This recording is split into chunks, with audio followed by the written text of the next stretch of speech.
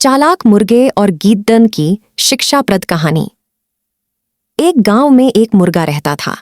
वह रोज सुबह बांग देकर गांव वालों को जगाया करता था। एक दिन एक गीदड़ कहीं से घूमता हुआ गांव में आ गया। जब उसने मुर्गे को देखा तो उसकी लार टपकने लगी। वह सोचने लगा, वाह क्या शानदार मुर्गा है, अगर इसका मांस खाने को मिल जाए तो मजा आ जाए। वह तरकीब सोचने लगता है ताकि किसी तरह मुर्गे को दबोचकर पेट पूजा कर सके।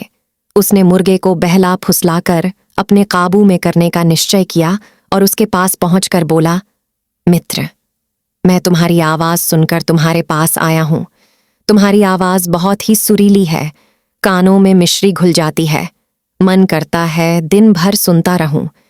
क्या तुम एक बार मुझे अपनी सुरीली आवाज सुनाओगे? मुर्गे की कभी किसी ने इतनी प्रशंसा नहीं की थी। वह गीदड़ की बात सुनकर मुर्गा खुशी से फूला नहीं समाया और उसे अपनी आवाज सुनाने के लिए जोर जोर से कूक डुकू करने लगा। गीदड़ी इसी फिराक में था। उसके देखा कि मुर्गे का ध्यान उसकी ओर नहीं है, इसलिए अवसर पाकर उसने मुर्गे को अपने मुंह में दबा लिया और जंगल की ओर भागने लगा।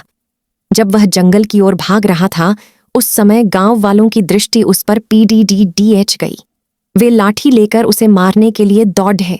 गीदड़ डर के मारे और तेजी से भागने लगा। मुर्गा अब तक उसके मुंह में दबा था। तब तक उसने उसके चंगुल से बचकर निकलने का एक उपाय सोच लिया था। वह भागते हुए गीदड़ से बोला, देखो गीदड़ भाई, ये गांव वाले मेरे कारण तुम्हारा पीछा कर रहे हैं। वे तब तुम्हारा पीछा करना छोड़ देंगे जब तुम उनसे कहोगे कि मैं तुम्हारा हूं, उनका नहीं। ऐसा करो, तुम उन्हें बोल दो। गीदड़ मुर्गे की बातों में आ गया और पलटकर बोलने के लिए अपना मुंह खोल लिया, लेकिन जैसे ही उसने मुंह खोला, मुर्गा उड़ गया और गांव वालों के पास चला गया। इस तरह अपनी चतुराई से उसने अपनी जान बचाई।